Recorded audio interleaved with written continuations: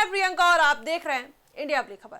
पश्चिम बंगाल विधानसभा चुनाव का माहौल अब पूरी तरह गर्मा चुका है। जैसे जैसे मतदान की दूसरे चरण की तारीख करीब आ रही है, वैसे वैसे नेताओं के बयान भी तेज होते जा रहे हैं। रविवार को केंद्रीय गृह मंत्री अमित शाह ने राज्य के नदिया जिले में कई चुनावी सभाओं को संबोधित किया और ममता बनर्जी सरकार पर जमकर हमला बोला। उन्होंने कानून व्यवस्था, घुसपैठ, तस्करी, महिलाओं की सुरक्षा और बेरोजगारी जैसे मुद्दों को उठाते हुए भारतीय जनता पार्टी के पक्ष में वोट मांगा।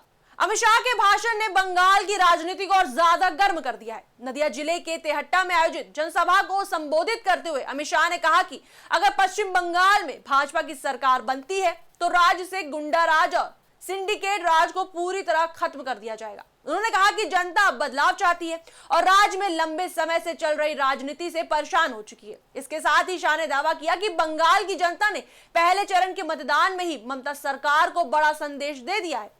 सभा में बोलते अमित शाह ने आगे कहा कि भाजपा ने 23 अप्रैल को हुए पहले चरण में ही 110 सीटें जीत ली हैं। उन्होंने समर्थकों में जोश भरते हुए कहा कि यह सिर्फ शुरुआत है और आने वाले चरण में भाजपा और मजबूत होकर सामने आएगी। हालांकि यह दावा राजनीतिक बयानबाजी के तौर पर देखा जा रहा है, लेकिन इससे साफ है कि भाजपा चुनावी मैदान में पूरी तरह ताकत लगा चुकी है। इसके बाद अमित शाह ने मतदाताओं से बिना किसी डर के मतदान करने की अपील भी की। उन्होंने कहा, बाहर निकलने और वोट डालने से ना डरे। निर्वाचन आयोग ने पुख्ता इंतजाम किए हैं, कोई भी आपको वोट डालने से नहीं रोक पाएगा।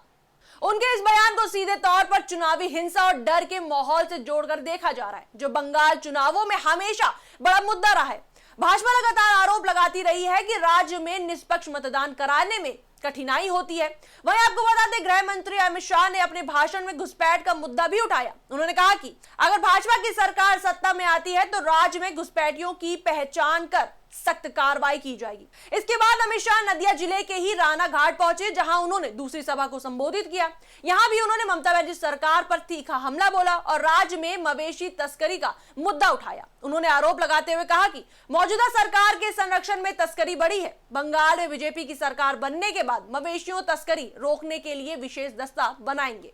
इसके साथ ही राणा घाट की सभा में अमित शाह ने चुनावी वादों की भी झड़ी लगा दी। उन्होंने कहा कि भाजपा सरकार बनने पर महिलाओं और बेरोजगार युवाओं को हर महीने 3000 रुपए का भत्ता दिया जाएगा।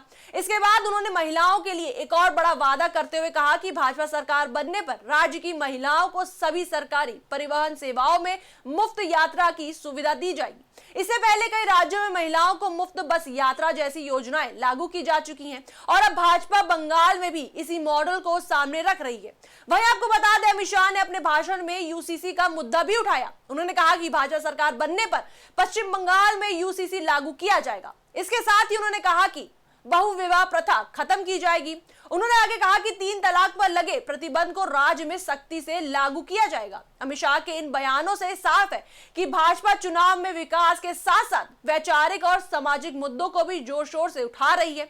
पश्चिम बंगाल विधानसभा चुनाव हमेशा से देश की सबसे चर्चित चुनावी लड़ाइयों में से एक माना जाता है। यहाँ हर चरण में राजनीतिक बयानबाजी, बड़े वादे, आरोप प्रत्यारोप और हाई वोल्टेज प्रचार देखने को मिलता है। इस बार भी तस्वीर कुछ ऐसी ही नजर आ रही है। अब देखना दिलचस्प होगा कि अमित शाह के ये बयान, भाजपा के वादे और शीर्ष नेतृत्व की लगातार रैलियां जनता पर कितना असर डालती है। बंगाल की जनता किसे सत्ता सौंपती है, ये तो आने वाले नतीजों में साफ हो जाएगा। फिलहाल इतना तय है कि बंगाल की चुनावी जंग अब और ज्यादा रोमांचक हो चुकी है। इस पर आपकी क्या राय है, हमें कमेंट सेक्शन में जरूर बताएं। वीडियो को लाइक करें, शेयर करें और हमारे चैनल को सब्सक्राइब करें।